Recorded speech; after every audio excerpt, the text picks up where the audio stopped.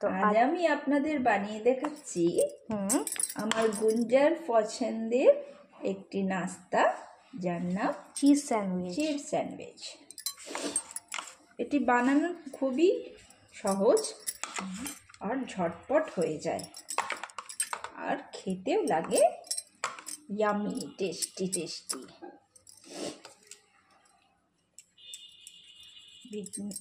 Bit নুন আর গোলমরিচের গুঁড়ো আমি সামান্য পরিমাণে ছড়িয়ে দিলাম,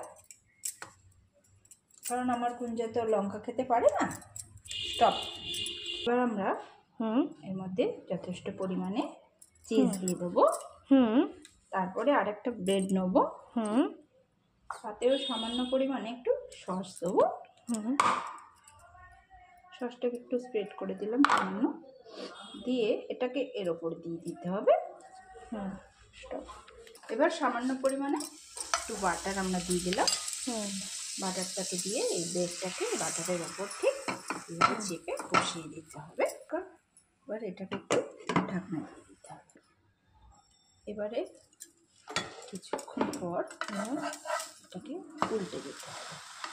উল্টে দিয়ে আবার একটু চেপে আবার দ্বিতীয় পিঠটা একটু ফ্রাই করব। এবার এটাকে ধরে আমরা নামিয়ে নেব। নামিয়ে নেওয়ার পর এটাকে, প্রচণ্ড গরম আছে তাই আমি এইটার সাহায্যে এটাকে কেটে নেব মাঝখান দিয়ে। নিয়ে নিলেই আমাদের ব্রেড স্যান্ডউইচ ইজ রেডি।